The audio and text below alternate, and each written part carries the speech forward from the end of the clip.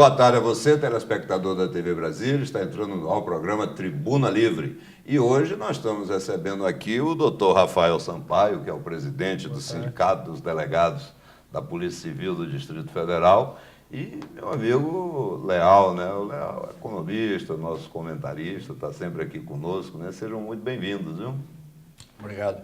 Doutor Rafael, muito obrigado aí por você ter aceitado o nosso convite, né? E vamos conversar sobre um tema muito espinhoso, né? É uma honra estarmos aqui mais uma vez, né? Nós agradecemos e estamos sempre à disposição. Tá certo. Mas olha, no final do ano passado, né? Nós fomos surpreendidos, né, de uma forma muito negativa com aquela rebelião que aconteceu em Manaus. Logo depois tivemos uma rebelião também no estado de Roraima, né? E o sistema carcerário brasileiro foi colocado sob holofote, né? Uma chacina praticamente aconteceu lá no Amazonas, né? E a população está perplexa, né? Porque as autoridades são chamadas a falar alguma coisa e o que se percebe é que as autoridades, assim como toda a população, está perdida. Não sabe o que está acontecendo, não tem solução, não tem proposta, essa coisa toda, né?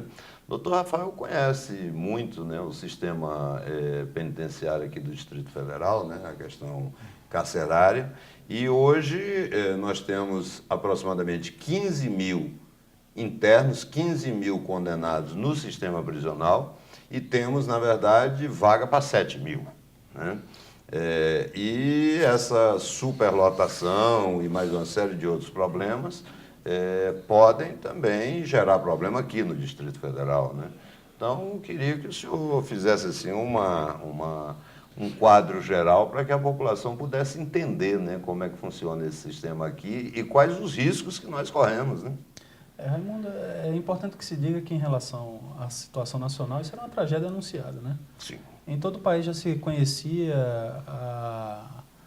a existência dessas facções criminosas controlando presídios, né, em várias partes do Brasil.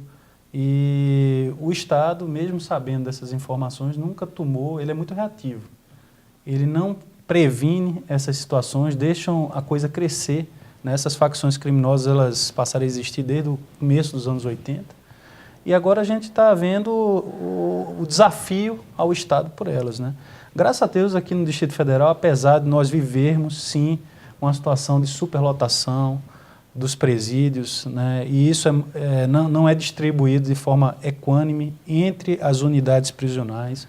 Isso é importante que se diga, né? Em algumas a situação é muito melhor do que em outras, onde a situação é mais gravosa, né? E, de outro lado, nós não estamos vendo investimentos estatais capazes de dirimir esse problema. Então, hoje nós temos um problema de déficit de servidores. Quando eu ainda estava na Secretaria de Segurança, foi feito, né, um pedido de concurso, de autorização para concurso de 900 servidores para o sistema penitenciário. Na informação que nós temos até agora é que isso não foi autorizado pela Secretaria de Planejamento. Então, técnicos de orçamento, eles ingerem de forma cabal num processo gravíssimo como esse do sistema penitenciário, né? Onde o Estado, se ele não fizer esses investimentos, em pouco tempo, nós estaremos, infelizmente, vendo aqui no Distrito Federal, acompanhando nas manchetes dos nossos jornais locais, da nossa imprensa local, né, matérias desse mesmo Jaez que acompanhamos aí em Amazonas, né, e também em Roraima. Mas, felizmente, até hoje, no sistema do Distrito Federal, e eu reputo que muito por conta da integração com a Polícia Civil, que é a Polícia Judiciária, que apura as organizações criminosas fora do sistema penitenciário, essas organizações ainda não conseguiram controlar o sistema penitenciário do Distrito Federal. Você falou em tragédia anunciada. O Leal esteve trabalhando na Secretaria de Justiça e eu me lembro bem que lá atrás, eu acho que no final de 2015, foi elaborado e entregue um relatório dando um diagnóstico completo, um raio-x do sistema carcerário, né? Então, o governo tem conhecimento pleno da situação. Ao mesmo tempo, você deu outra informação de que foi solicitado a realização de concurso, quer dizer, fundamentado até nesse próprio diagnóstico, né? Sem dúvida. E até hoje não foi autorizado. O que o governo está esperando para resolver essa questão? Raimundo, você tocou num ponto que eu tenho, inclusive, falado muito, até nas redes sociais, porque esse momento que o sistema prisional está no foco, todo mundo direcionando a atenção para o sistema, nós temos que falar muito a respeito agora, porque daqui a pouco vai acontecer qualquer outra crise e aí imediatamente vira o foco para o outro lado, vamos esperar uma nova chacina, me desculpem, para poder voltar de novo a se discutir um assunto que ele tem que ter começo, meio e fim. Tem que ter consequência. A consequência é a estabilidade do sistema, o equilíbrio, porque isso traz efetivamente segurança para todos os segmentos, principalmente o segmento contribuinte, que é a sociedade. Aconteceu um fato muito interessante. Fui abordado por um cidadão natural. Ele, no setor comercial, se aproximou assim. Quando ele se aproximou, eu tomei um susto na hora. Eu recuei. E como eu tenho algumas defesas por conta de gostar de esporte, de luta, eu já fiquei na defensiva. Ele apenas me perguntou onde era a agência bancária de um estabelecimento. Eu aí fiquei assim, falei com muita veemência, não, aqui não é, mas ali você encontra essa agência. O que quer dizer isso? Que todos nós estamos inseguros. Mesmo que não aconteça absolutamente nada. Mas você já está armado, já né? Já estou armado. Quer dizer, por quê? As notícias são sempre de que alguém teve um pequeno descuido e foi abordado, e quando não perde a vida, que é pior, né? Mas aí tudo bem. Então, voltando ao assunto, nós ficamos, pelo menos, acho que uns 6 meses na secretaria, com todos os segmentos do setor, do sistema, discutindo primeiro um diagnóstico. E nós pedimos autorização a todos que se manifestaram nessas reuniões para que a gente gravasse, para não perder uma informação sequer. Do nível de seriedade que a secretaria estava dando ao assunto, estávamos sob a condução do Dr. João Carlos Souto, né, e do Dr. Júlio, que desenvolveu esse trabalho com muita prudência, procurando buscar todas as informações que batem exatamente com as suas posições. Quer dizer, é um assunto que já está detalhado em todos os níveis, educação, saúde, dos agentes, de todos os sindicatos, inclusive a FUNAP se manifestou, ou seja, é um diagnóstico que serve para o país inteiro. Aonde tiver um problema de sistema prisional, ali é só um rebatimento. Brasília tem algumas vantagens, como o doutor Rafael falou, porque ainda se consegue aqui manter um nível de estabilidade do sistema. Mas ele está ali, identificado. Está no limite. Está no limite, Problemas lógico. existem. Pelo menos agora no resto não está mais no limite, já passou do limite. Está aí o resultado. Agora, esse documento foi entregue ao governador, né? Aos responsáveis. Esse documento ele foi entregue ao governador, foi entregue ao Tribunal de Justiça do Distrito Federal, foi entregue ao Ministério Público do Distrito Federal e Territórios, foi entregue ao Tribunal de Contas do Distrito Federal. E a minha pergunta é o seguinte, e daí? E a partir daí? O que é que vai se fazer com esse documento? Na realidade, o governo ele estabelece suas prioridades para gastar os recursos públicos. E o que a gente tem observado com o governo atual é que a segurança pública, e aí se insere o sistema penitenciário, não tem sido tratado como prioridade, né? E isso é muito duro para a sociedade. E os dados estão aí, né? Exatamente. Gritando, né? Exatamente. Eu tenho falado nas reuniões com o governo, olha, vocês estão brincando com recursos federais. A União tem interesse na segurança pública do Distrito Federal e, para isso, destina 13 bilhões para o Distrito Federal, né? E os senhores estão pegando esses recursos para dar outra destinação. Quando morreu um embaixador vítima de um roubo, ou um parente dele, ou um membro da comissão diplomática dele, ou um representante de um poder da República, aí os senhores vão de forma reativa, né, fazer os investimentos necessários. Isso está errado. Os recursos estão aí, eles devem ser destinados para a finalidade correta. Agora, você tocou num ponto que é a existência das facções, mas a existência dessas facções não é o resumo dos problemas do sistema. Porque o sistema existe para primeiro punir, depois reeducar para o retorno ao convívio social, né? Mas o que a gente vê é uma dificuldade maior do mundo para, por exemplo, a escola no presídio funcionar. Né? Faltam vagas. Né? A gente vê dificuldade aqui em Brasília, coisa absurda isso, né? Você não ter pessoal ou não ter gasolina, Léo, para levar o preso para a audiência. Exato. Entendeu? Quer dizer, isso é tão primário, é tão besta, né? Vamos usar a expressão correta, né? É tão besta que a gente fica bestificado aqui de noticiar um troço desse. Quer dizer, como é que falta gasolina para levar o sujeito lá? E sistêmico, né? Mas aqui falta gasolina para a ambulância do SAMU. E outra coisa, doida, a partir né? desse momento, quando isso ocorre, você tensiona o sistema. Né? Você tensiona. Da mesma forma como tensiona o sistema, uma coisa que nós observamos que, no fundo, é de certa simplicidade, né? Que precisa de recursos. Sabe o que é? O receptivo das famílias que vão para as visitas. Que, aliás, houve uma evolução lá naquela, se tentou. Na gestão do Lócio, Sim, né? foi. Que foi aquela... Como é que é o nome?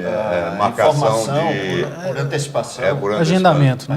O agendamento online. Então, aquela história daquelas filas, a pessoa ia domingo à noite para na terça-feira conseguir visitar. E trocar de roupa, às vezes, no cerrado, né? Exatamente. Aí se tentou fazer uns boxes da dignidade, porque, evidentemente, quem está fora do sistema precisa... E outra coisa, é uma falta de respeito mesmo. Desumano. Como é que a pessoa, né? Aí é realmente O desumano. indivíduo, independentemente do que ele tenha feito, Não tenho dúvida. ele tem direito legal, e eu não vou discutir o mérito disso, né, a essa visita. E os E seus a pessoa familiares. tem direito a visitá-lo. Não, e é por Então, isso que ele está lá, é porque o ele Estado tem que praticou, a partir daí, Tá pagando, ele tem o né? direito, Então, a visita, né? Não Muitas entrando no coisas, mérito, né? mas Se o Estado tem que tentou prover, fazer. né? Verdade. Isso, Raimundo, não requer tanto recurso, não. Isso é boa vontade. E isso nós identificamos bastante, porque eu até gosto de fazer referência ao doutor Lócio, que estava angustiado com todos esses acontecimentos, o doutor Mauro, que também estava muito ali ativo nesse processo, e todos os outros estavam ali envolvidos. Quantos agentes estavam botando as mãos assim, como quem diz, ótimo, que estão começando a se preocupar com essa área, porque também afeta eles. Olha, no final de 2015, o governo tomou conhecimento plenamente do diagnóstico, do raio-x do sistema prisional. Se nós tivermos algum problema aqui no Distrito Federal, o governador não vai poder ir para a televisão dizer que eu não sabia, eu fui surpreendido ou faltava recurso. Ele vai ter que explicar o que vai acontecer. Mas tem um outro tema que eu acho muito interessante. A Câmara Legislativa do Distrito Federal, no final do ano passado, destinou 267 milhões de reais para investimento na Polícia Civil do Distrito Federal, para poder melhorar a segurança no Distrito Federal. E o governador vetou. Foi isso mesmo, Rafael? Foi isso mesmo, né? Infelizmente, fomos surpreendidos com mais essa mensagem do governador de que não pretende fazer investimentos. Vocês não são prioridade. Não somos prioridade, né? Mesmo a Câmara achando que é. Mesmo a Câmara demonstrando que recurso há, só não há desejo de fazer investimento na área de segurança pública. A sociedade clama por segurança pública, no entanto, o governo parece estar surdo a esse clamor, né? Isso é muito decepcionante, né? Não, e quando é só para que o nosso telespectador entenda, Rafael, veja só, quando se fala em investimento de segurança pública, na segurança pública, nós estamos tentando evitar, pessoal, os crimes que acontecem no meio da rua, que estão acontecendo a todo momento. A gente precisa investir em segurança pública para que não tenha bala perdida em Brasília, para que o policial possa estar no meio da rua oferecendo segurança para a gente. Vou mais longe, viu, Raimundo? Para que se evite a instalação do crime organizado em Brasília. Sim, está aí, quer dizer, algo fundamental. Você consegue evitar a instalação do crime organizado em Brasília e dentro dos presídios, se você investe em educação, em segurança pública. E a Câmara deu o exemplo. A Câmara mostrou que tinha dinheiro, destinou 267 milhões e o governador vetou. Então, cabe a você telespectador da TV Brasília, pergunte ao governador por que ele vetou. É capaz dele nem saber por que ele vetou, né? Nós esperamos alguma satisfação do governo, né? Foram feitas várias promessas ao segmento da Polícia Civil, né, em relação ao investimento, como, por exemplo, contratação de delegados de polícia. Hoje nós temos um grande gargalo no sistema da Polícia Civil, que é a falta de delegados. Unidades como Santa Maria, que tem altíssima demanda, hoje, né, nós temos apenas um delegado naquela unidade. Isso, obviamente, inviabiliza Claro. A apuração adequada dos crimes acontecidos naquela circunscrição. Nós chegamos a ter situação de delegacia fechada, é isso? Em determinados horários? Nós temos várias, a maior parte das delegacias circunscricionais, elas estão fechadas durante 24 horas. Né? Elas, na verdade, elas só funcionam durante o expediente, de meio-dia às 19 horas, por falta de pessoal. Né? Nós chegamos a essa situação do Distrito Federal que, quando igual entrei na polícia, era restaurante que fecha para almoço, né? É como se o crime tivesse horário, né? É isso aí. Que coisa absurda, quer dizer, chegamos a esse ponto porque o governo não elege como sua prioridade a questão da segurança pública, ou seja, a segurança do cidadão que paga adiantado os seus impostos para que possa ter o serviço. É importante que se diga, Raimundo, que na realidade, desde o começo do governo, antes de ter sido tomada essa medida, na verdade, foi para otimizar as centrais de flagrantes, onde hoje, né, a equipe ela tem estrutura suficiente para ir atender uma demanda na rua. Então, por exemplo, se acontecer um homicídio, é importante que a equipe se desloque imediatamente, porque é no calor do acontecimento dos fatos, claro, onde você não consegue deixa de ser flagrante, os né? principais indícios do fato criminoso, né? E antes, a quantidade de servidores no plantão era tão pequena que ou eles cuidavam da segurança predial ou eles atendiam a demanda. Então, chegou-se ao Conselho da Polícia Civil, olha, ou a gente limita esse atendimento 24 horas, ou então a gente não vai conseguir atender nada, a gente vai ficar somente sendo segurança de prédio, fingindo para inglês ver. Né? Então, toda vez que a gente vê o governo anunciando, vamos abrir a unidade tal para apurar o crime tal, como aconteceu de forma casuística no começo do ano passado. Né? Na realidade, ele está abrindo prédio, porque ele não contratou nenhum servidor para isso. Quer dizer, o que adianta você ter o prédio se você não tem pessoal para trabalhar ali? Mas, olha, eu quero, viu, Rafael, agradecer muito a sua disponibilidade de estar aqui conosco, né? Quero agradecer meu amigo Leal, mas eu quero deixar aqui uma reflexão para o nosso telespectador. Por que o governo do Distrito Federal, ao vetar esses investimentos na área de segurança, que a Câmara autorizou, do valor de 267 milhões, ao vetar, ele tem consciência que ele está sucateando a segurança pública. Por que ele quer sucatear a segurança pública do Distrito Federal? Eu acho que fica essa pergunta no ar para o nosso telespectador, né? Isso eu acho que realmente é uma reflexão que todos nós temos que fazer todos os dias para que a gente, durante a escolha, né, dos nossos representantes, a gente possa fazer a melhor escolha.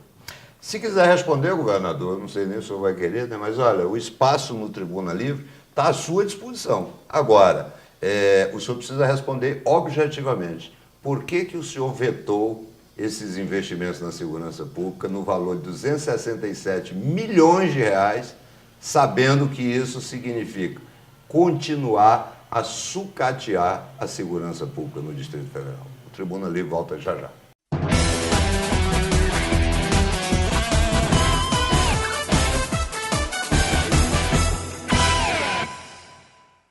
Estamos de volta com o Tribuna Livre. Agora vamos falar um pouquinho também sobre futebol, né? E para isso contamos aqui com o meu amigo Alan, Everson aí de retorno. Tá com camisa bonita, né? Gostou da minha camisa azul? Um azul cheguei. Né? Boa tarde a todos os telespectadores aí do Tribuna Livre com esse azul royal. Azul Você viu royal. que eu estou de Você também tá com camisa bonita, o Alan também. Isso é grená. O Fluminense é assim, é grená. Pô, fala encarnado, nada de encarnado, é grená. Mas vamos falar um pouquinho de futebol. Me diga uma coisa, a FIFA, o atual presidente, né, lançou uma ideia que parece que está polemizando no mundo inteiro, né? E está aprovada, né? Está aprovada, né? Delegados que vai aumentar o número de participantes na Copa do Mundo de 2026. Não é Exatamente. Vamos sair de 32 seleções para 48, ao invés de ter aqueles tradicionais 4 grupos, né? 8 grupos com 4 seleções, vão ser agora 16 grupos de 3 seleções, em que as 2 primeiras vão se classificar para a fase de mata-mata, né? A gente vai ter 32 equipes nos 16 avos de final, 16 equipes nas Teremos o mesmo oitavas. número de datas, então, Isso. praticamente? Não, porque vai aumentar de 60 para 84 jogos, né? Então, de repente, vai ter que ter um número maior de datas para isso. Uma né? quantidade maior de jogos por dia, né? Vamos ter uma overdose de 80 jogos, né? E vão ser 32 dias Mas de eu não me competição. incomodo de overdose de futebol, não. Viu? Se o nível for bom, né? A Copinha São Paulo, por exemplo, começa às 9 horas da manhã, vai até 21 É horas. jogo né? E eu, quando eu inteiro. tenho tempo, eu tô assistindo o tempo todo, eu não paro também, né? Porque É. a gente é meio viciado nisso. É né? verdade. Agora a gente tem que analisar esse aumento do número de seleções na Copa do Mundo sobre vários impactos, né? Vai ter o lado bom de você poder dar a chance de países se Democratiza, desenvolverem, né, né? o Democratizar futebol. o futebol, mas há uma tendência de você ter o nível de competitividade diminuindo É uma também, queda né? na Exato. qualidade, né? Exatamente. Placares elásticos, de repente a gente pode ter, né? Uma Alemanha pegando uma seleção de pouco desenvolvimento, de pouca expressão, mas é aquela coisa, né? A FIFA ela quer fazer o lado político, quer faturar mais, a tendência é que ela fature na Copa do Mundo de 2026 cerca de 21 bilhões de reais, que é um faturamento astronômico, absurdo, com bilheteria, com direito de transmissão que vai ser renovado. Enfim, vai gerar uma movimentação no futebol mundial muito grande e não vai ficar tão restrito só à Europa e à América do Sul. Não, e É um vai lado ter um bom, né? impacto extraordinário com relação à questão de você aumentar o número de apreciadores do futebol, né? Porque aí realmente a Copa do Mundo vai para o mundo inteiro, né? Isso. Eu Porque sinceramente, Raimundo, aumentando. eu discordo. Eu vou pelo lado que eu não vejo muito positivo esse aumento de seleções. Até porque hoje, com 32 seleções, nós já temos aí algumas que vão lá. Não uma dizer seleção a passeio, né? A passeio, na verdade. Foi o entendeu? Haiti que apanhou de 11-0? Haiti, foi o Foi na Haiti. Copa, isso. né? Entendeu? E aí é um dos exemplos que a gente tem. Pode-se acontecer isso muito mais vezes e aí, de repente, pode-se perder a graça pelas partidas. Por exemplo, nas eliminatórias, perder graça já nas eliminatórias, eliminatórias. né? Eliminatória da América do Sul, por exemplo, você teria 7 vagas para classificar, são 10 seleções, 7 se classificam. Cadê a graça, a competitividade, sabendo que 7 vão se classificar? Agora, eu imagino, a gente até pode até discordar também disso aqui, mas a ideia é que se coloque para os continentes mais fracos, não é isso? Mas eu sinceramente, eu duvido que vá para esses continentes. Eles vão anunciar nos próximos dias aí para onde vão essas vagas, mas eu creio que vá para a América, vá para a Europa. Isso, a sinalização inicial, ela indica a Europa tendo 16 vagas, a Oceania continuando com uma só. Mas, Everson, você na época era criança. O Alan não já era comentarista nessa época, né? Mas quando aumentou, se eu não me engano, de 16 para 24, e aí surgiram as seleções da África, todo mundo achava que a África era galinha morta, né? Mas vieram forte. Aí elas foram progredindo e Evoluindo, vão né? aumentando. Você veja, hoje você tem seleções como a Nigéria, Camarões, Gana. Mas ali naquela época também foi a época da transição do futebol clássico para o futebol força também. E os africanos eram muito fortes, são muito fortes. É verdade. Então, E acrescentaram pode ser por isso. bastante, né, ao futebol mundial. Não, basta Ah, ver que os caras estão espalhados na Europa inteira, ganhando tubos de dinheiro, exatamente. né? Mas pode-se ver também, na última Copa do Mundo, por exemplo, os africanos não foram muito bem. Por quê? Porque agora aprendemos a jogar contra eles, contra essa força física dos africanos. Então, eu acho que pode ser coisa momentânea, de seleções que vão e não vai expandir muito no seu país, e vai para a Copa do Mundo simplesmente fazer um papel pífio. Mas vamos lá, eu acho que se fizeram dessa forma... se criticou válido a muito, discussão, né? né? É verdade, válido a com discussão, certeza. né? Se criticou muito em 98, quando passou de 24 para 32 seleções, e hoje é um modelo de Copa que a gente considera o ideal, né? Que tá bom da forma como tá. Agora, quando se inventa de fazer aí para 48 seleções, a gente tem que dar tempo para ver. Agora, veja só, eu me lembro, porque a Copa do Mundo que me marcou foi a Copa do Mundo da melhor seleção de futebol de todos os tempos, que foi a seleção brasileira de 70, né? De Félix, Carlos Alberto, Brito, Piazza e Everaldo, Clodoaldo, Gerson, Jair, Tostão, Pelé e Rivelino. Né? Nenhum jogava nada, né? Não, todo mundo. Né? E olha o grupo do Brasil.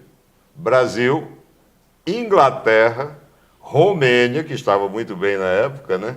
E o Peru. Então, para você conseguir a classificação, realmente não era fácil, não. Quem passou adiante foi o Brasil e a Inglaterra. E o Brasil ganhou do do Peru de 4-2 e da Romênia de 3-2. Você veja o Jogos nível de apertados, dificuldade. né, Exatamente, cara? uma competitividade muito grande, um grupo bem dividido, né, com duas seleções da América Na do época Sul eram e 16, europeias. né? Exatamente. Agora eu vou aproveitar aqui a grande audiência do programa, de repente o presidente da FIFA pode escutar. Quem sabe pode fazer uma segunda divisão da Copa do Mundo. Uma Tá divisão aí uma inferior. grande ideia. Vai De se repente- criar a Aí você UEFA. acaba com as eliminatórias praticamente, né? Porque se você tem essa questão das divisões, você não tem mais. Você faz a sua eliminatória no seu continente, mas dali tiram-se as poderosas, que já estão certas para a próxima Copa do Mundo, por exemplo. No primeiro escalão, Exatamente, no primeiro escalão. E aí você faz uma eliminatória também desses times menores para que se possa jogar uma segunda divisão de Copa do Mundo. É uma ideia, de repente pode ser algo... Com acesso e descenso, Acesso e nos descenso. moldes que nós temos aqui, por exemplo. né? Exatamente, pode ser uma ideia boa. Tá aí, olha, Alan, você de vez em quando, né? Você vê, tem 2 anos que participa do programa. Grande ideia dele. uma ideia que É a inclusive primeira já em foi 2 anos. abordida, Tardou, né? mas aconteceu. Aí, ó, Verdade. surgiu, entendeu? Um projeto bacana. E me diga uma coisa, nós estamos praticamente parados, só a Copinha funcionando, né? A Copa São Paulo. Com um time grande ficando no meio do caminho, né? Não fazendo um bom trabalho Você de vê base o ficando no meio do Palmeiras caminho. dançou, o Grêmio, São Paulo dançou, o Grêmio dançou. O Grêmio que tirou o Brasília, né? O Atlético Mineiro que veio com a equipe sub-17 também já dançou. foi, né? Pois é, rapaz. Eu vejo essa copinha como uma copinha dos pequenos, viu? De repente pode chegar aí, Pode ter surpresa. como Agora, o o time- Roma foi daquela vez, E o né? Corinthians, hein? Tá avançando fase Tá a fase, né? E tá tentando buscar a sua 10ª conquista, né? Que, Mas aliás, foram jogos de placares elásticos do Corinthians na primeira fase. Exatamente, fez uma excelente primeira fase, quase pegou o primeiro lugar geral, mas pode encontrar, quem sabe, no Deixa eu meio dizer uma caminho, um coisa pra você, adversário não é alto. para me gabar, não. Mas você sabe que o time que mais ganhou essa Copa fora de São Paulo foi o Fluminense, né? Isso, com excelente trabalho de Assim, basquete eu não xerém. quero, sabe, pessoal, humilhar ninguém, entendeu? Mas Fluminense é Fluminense. Não, né? a gente há de reconhecer que realmente... E tem que o Fluminense- chegar, né? É O claro. Fluminense sempre teve bons trabalhos na base, né? Então a gente tem que Olha o reconhecer. Alan querendo aumento. De cara. Ano novo, vida nova, de repente vem um aumento Não, aí pra é. você.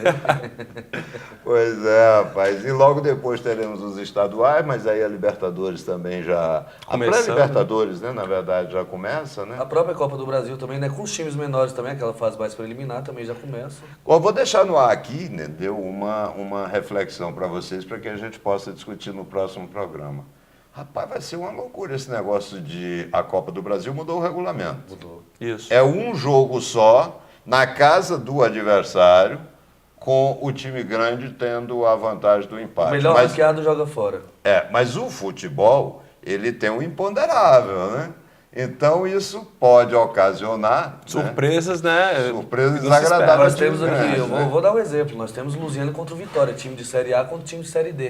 De repente o Lusiana pega num jogo bom, numa veia boa, como a gente diz no futebol. Exatamente, que pode tira um time de acontecer. Série- pode acontecer, tira um time de Série A e segue adiante da Copa Agora, do de Brasil. quem foi? Qual foi o iluminado que teve essa ideia, hein? Porque, olha só, você não pode esquecer o lado econômico dessa coisa, né? Quer Sim. dizer, a televisão quer os times grandes, na verdade. Mas eu né? acho que justamente pensado no lado econômico, mas dos times. Pensado nesse lado econômico dos times, porque se você Até pega- para valorizar a competição, para obrigar o time grande aí com sua força principal para jamais correr o risco de ser eliminado por um pequeno, né? A competição ela já começa quente desde o início para evitar esse tipo de surpresa e para a televisão não correr o risco de perder um time grande nas fases subsequentes, né? Tem esse lado E você também. veja que essa coisa vai acontecendo no mundo. Aqui ainda não aconteceu, de vez em quando ainda tem umas zebrinhas, né? Mas, por exemplo, você chega na Espanha, não tem mais zebra, né? Quer dizer, o Real Madrid vai jogar contra o Granada e todo mundo já sabe. A dúvida é se vai ganhar de 4, de 5 ou de 6, né? quanto É vai ser o verdade. placar. É raro chegar A uma última equipe zebra que eu pequena. vi foi o Leicester, né?